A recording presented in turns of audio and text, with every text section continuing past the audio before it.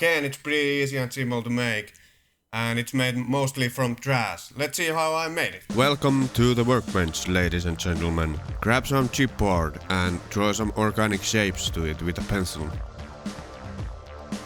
These will be the basis for your rubble piles. Cut them out using scissors or a hobby knife.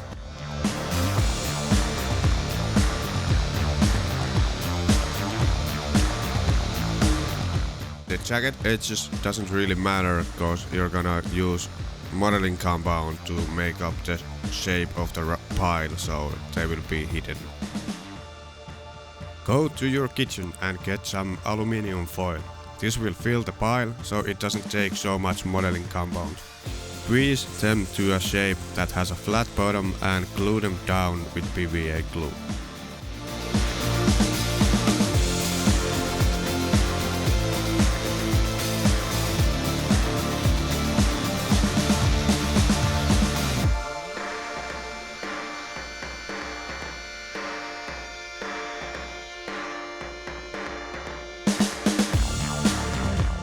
As they are drying, let's make some steel beams from chipboard. This wonderful technique I learned from Willock.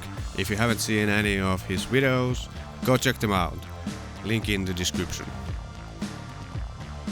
Cut 1 cm strips from chipboard and just glue them together using PVA. This is quite fiddly first, but it only needs a couple of seconds to stick together. And here you have some beams, easy and simple. Next, get your bit box out and select some random items to put in your rubble piles. I selected some old kit car track parts, pieces of spruce, a piece of pipe, don't know where it's from, a Lego tire, some granny grating or cross-stitching mesh, and pieces of corrugated and normal cardboard. Plus tracks from an old tank. And of course we have those steel beams we just made. Now we are gonna make our own modeling compound from paper mache and plaster. Just make a 50-50 mix of these, eyeballing is good enough, and add water until it has the consistency of cottage cheese. Slob it all over the bases you made, and add bits directly to the compound and push them in. They don't really stick that good, but we will fix this in a later step. Try to make natural looking shapes with the bits like they have been really stacked there and been sitting there a long time. Next we're going to make the ground texture. This will be made from tree bark. Chop it down like you would chop onions in your kitchen. This is a good part to show off some mad knife skills.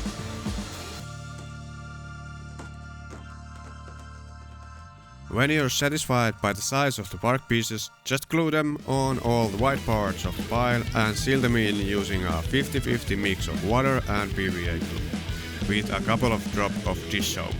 I did this step twice. Oh, and to counter warping, I added a thick layer of PVA glue to the bottom. Now it's time to paint. I primed them black using a rattle can.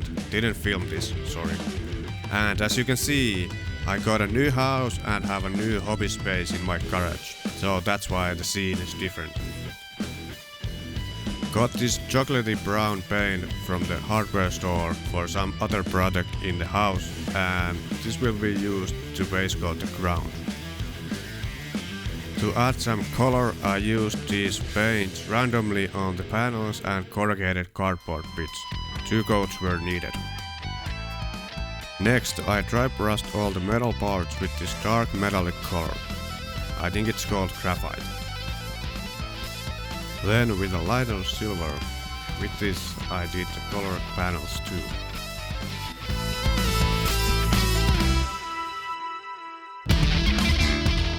Starting to look pretty good, don't you think? Then I made an oil wash. A 50-50 mix of black and burnt umber, and slapped this all over the metal and colored parts.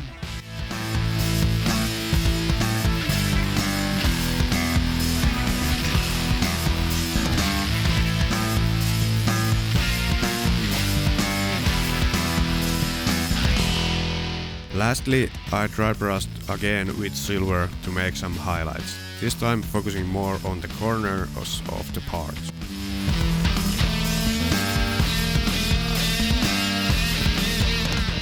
Now let's add some rust. This will make them fit right into Warhammer 40 game. Use a brush that has seen its prime. First, a bright orange. I use this Vallejo rust effect, but any orange paint will do. Just thin it down quite a lot, almost like it's a glaze. Stipple it on random places on the model, on the metal parts of course. And this will look like it's ruined, but trust me, it will look very good later.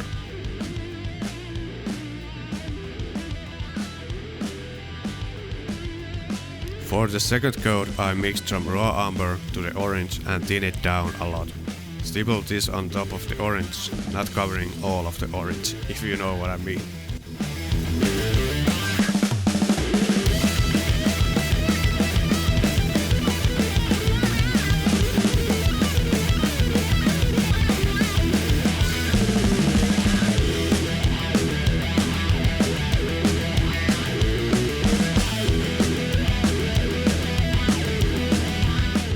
Lastly, tint down some raw umber and did the same thing with this.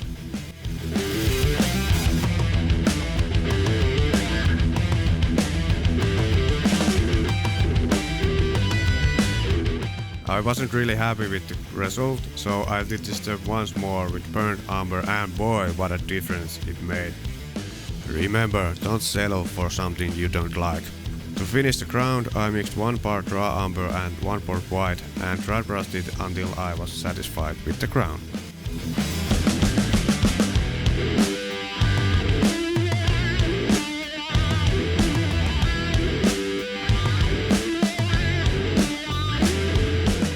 Now there's only one thing to do, to add some tufts. I just added these to random places on these models. And they're done! They look pretty good. The rust effect is especially great, I think.